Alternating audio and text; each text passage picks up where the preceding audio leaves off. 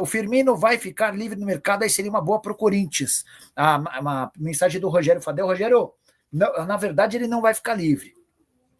Firmino tem contrato com o Al Ahly da Arábia Saudita até junho de 2026. E por lá ele ganha quase 10 milhões e meio de reais. Depende muito da cotação do dólar, né? Mas entre 10 e 11 milhões de reais, tá? Então a verdade é que ele tem bastante dinheiro a receber, mas ele pretende deixar a Arábia Saudita. Boa noite, Nicola. Fala do nosso timão, temos novidade, tirando a vergonha da coletiva de hoje. Pois é, vou falar rapidinho sobre a coletiva e a gente vai para os assuntos futebolísticos, né?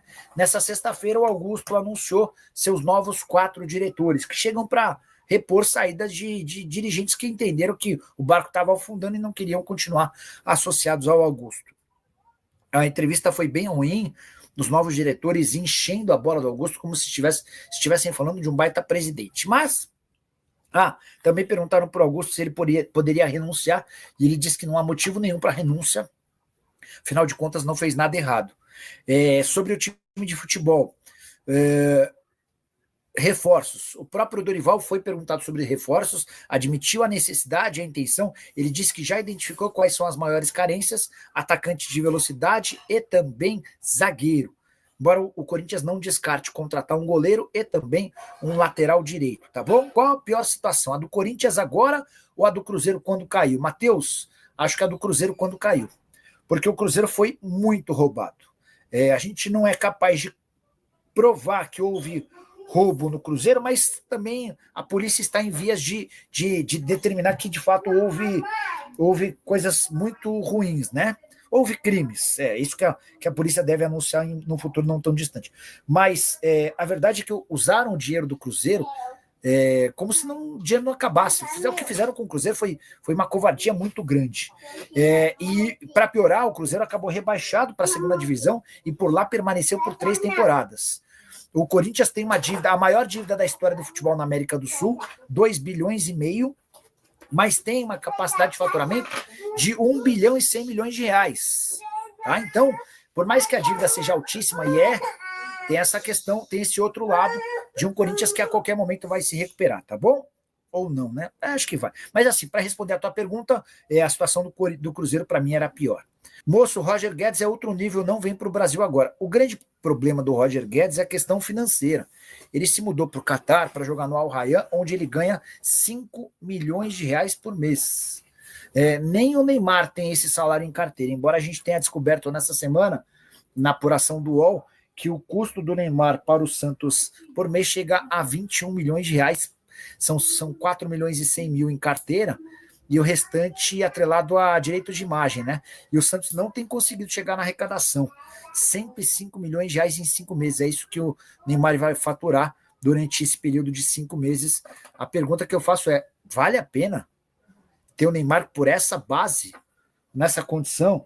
Sei que muitos desses 21 milhões são fruto de acordos comerciais. O Santos, por exemplo, qualquer acordo que o Santos fechar, a partir da chegada do Neymar, qualquer acordo comercial fica 75% da receita para o Neymar, 25% para o Santos. Mas, cara, eu considero a grana muito alta. Rafael Souza, houve traição das federações com o Edinaldo Rodrigues, todos apoiaram ele na sua reeleição. Rafael toca num ponto super importante. O CBF é um caos. 2 meses atrás, Edinaldo Rodrigues foi reeleito presidente da CBF por unanimidade. As 27 federações, os 20 times da Série A e os 20 times da Série B apoiaram a reeleição do Edinaldo, nem existia um candidato de oposição.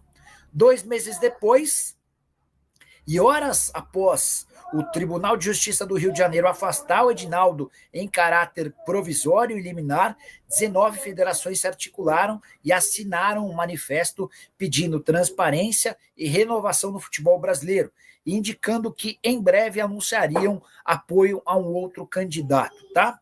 Esse candidato se chama Samir Chaud, ele é médico, tem 41 anos de idade e acaba de ser eleito presidente da Federação de Roraima. A história da família do Chaud é uma coisa que tem a cara da CBF.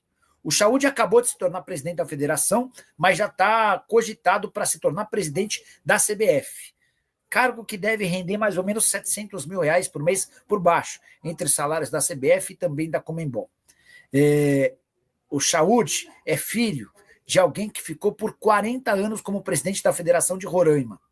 E, ao que se sabe, não temos nenhum time expoente em Roraima, né? E não é que agora, o momento ruim, a coisa não está boa, mas em outros momentos já foram vários times potentes, de história. A verdade é que o Samir Chaud é filho de alguém que, à frente da Federação de Roraima, não conseguiu fazer um time ser competitivo. E é esse cara que os caras querem eleger para presidente da CBF. Enfim, é a velha politicagem falando mais alto. Eu sei que o Reinaldo Carneiro Bastos, que é presidente da CBF, da CBF não, da Federação Paulista, também trabalha para se lançar candidato, tá? Mas existe uma chance real de o Edinaldo conseguir reaver o lugar, ou contando com a ajuda do STF, no caso do Gilmar Mendes, que é o ministro do STF, tá bom? Me tira uma dúvida, o Corinthians vai trazer jogadores medalhões ou em fim de contrato? Pedro, o que eu posso te garantir é que o Corinthians não tem capacidade para fazer investimentos altos. Não vai dar para gastar muito dinheiro para contratar jogadores, tá? Então a tendência é que venham atletas em fim de contrato. Bora falar agora sobre o Corinthians. O presidente Augusto Melo respondeu se pode renunciar à presidência do Timão. Enorme pressão, 4 processos de impeachment, investigações da polícia mostrando que o Timão enviou dinheiro para uma empresa ligada a uma facção criminosa, e, enfim, um verdadeiro caos. E nessa sexta-feira, o Augusto convocou a imprensa para apresentar seus 4 novos diretores. São eles: o Alexandre Germano, diretor financeiro; o Wanderson Salles, diretor de marketing; o Ricardo Jorge, diretor administrativo; e também o Sérgio Murilo, diretor institucional. Eles repõem saídas de pessoas que perceberam que o barco estava afundando e decidiram ir embora. Em meio a essa entrevista, o Augusto respondeu algumas perguntas, entre elas se ele cogita pedir a renúncia diante de tanta pressão. Tem votação de impeachment marcada para o dia 26. E a resposta do Augusto Melo foi, abre aspas, jamais. Não tem nenhum problema, não tenho nada a ver com tudo isso, jamais renunciaria, estou aqui em prol do Corinthians e não preciso do clube, e eu vivo para o Corinthians. Trouxe vários patrocínios, porque nos outros patrocínios que eu trouxe não existiram problemas. Ele quis se referir ao caso Vaidbet, que virou alvo de uma investigação policial e aponta lavagem de dinheiro, furto e também formação de quadrilha, que envolve o presidente Augusto e mais 2 diretores, Sérgio Moura e Marcelo Mariano. O Augusto Melo, nessa entrevista em que garante que continua no cargo, ele também afirmou, revelou, que recusou nos últimos dias uma proposta de 14 milhões de euros por um jogador da base. Segundo ele, esse jogador nunca chutou uma vez no time profissional. Eu confesso que vejo com enorme desconfiança essa informação. Para mim, mais uma das mentiras do presidente. Até porque o Corinthians, em enorme dificuldade financeira, teria que vender um atleta nessas condições para tentar aliviar seu caixa. Só para completar, o CORE, Conselho de Orientação do Corinthians, reclamou do fato de o Augusto ter divulgado os balancetes de janeiro e fevereiro sem aprovação dos órgãos internos. Parece que o Augusto continua desafiando o CORE, o Conselho Fiscal, entre outros. Embora os números tenham sido bons, superávit de 12 milhões e 100 mil reais nos 2 primeiros meses do ano, com o superávit maior do departamento de futebol, que precisou cobrir custos de outros departamentos. Só para completar, em relação ao Timão, adversário do final de semana, o Santos, Corinthians precisando voltar a vencer também no Campeonato Nacional. Bora falar agora sobre o Corinthians, com uma boa e uma má notícia, ambas ligadas ao balanço financeiro referente aos meses de janeiro e fevereiro. Quero começar com a notícia positiva. O Corinthians registrou superávit no departamento de futebol de 26 milhões de reais, um número bastante positivo.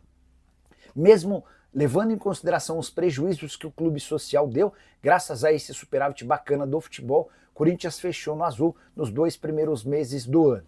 Mas dá para dizer que o Timão de janeiro e fevereiro faturou menos na comparação com os 2 primeiros meses do ano passado. Apesar dessa informação, é importante dizer que o Corinthians conseguiu crescer nas receitas de TV, patrocínio, bilheteria e fiel torcedor. O grande problema foi a venda de atletas. No ano passado, o Corinthians conseguiu 108 milhões de reais nos 2 primeiros meses do ano, graças a transferências de jogadores. Nesse ano, as vendas ficaram em apenas 11 milhões e 600 mil. Até por isso, Corinthians faturou nos 2 primeiros meses desse ano 157 milhões, acumulando tudo, contra 210 milhões do ano passado.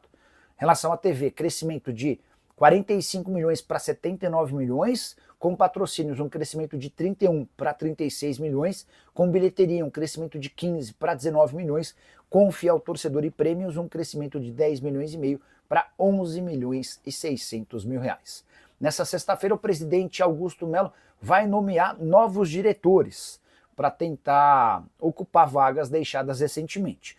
O detalhe é que no dia 26 de maio há a votação do impeachment, e se ele for afastado, é provável que o Osmar Stabile, que assumiria interinamente, desfaça desses diretores recém-anunciados. Só para completar também, preciso contar que o Timão venceu Racing por 1-0 no Uruguai, resultado importante, com o gol do Bidu, que mantém o Corinthians vivo, brigando pela classificação para a próxima fase. Liderança do grupo é do Huracan com 11 pontos, o Corinthians é o segundo com 8 e o América de Cali é o terceiro com 7.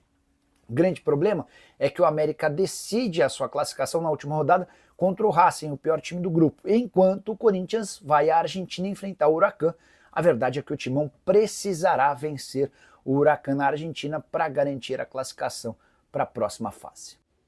Família, então esse aí ficamos com aquele giro de notícias do maior clube brasileiro que a gente está falando, do Corinthians. Se você ficou no vídeo até agora, não esqueça de deixar aquele like, inscreva-se no canal, ative o sino das notificações para ficar por dentro de todas as atualizações do maior clube brasileiro. Valeu? Vamos ficando por aqui, né? Um grande abraço no seu coração, segue para mais até o próximo vídeo, vambora, vamos que vamos.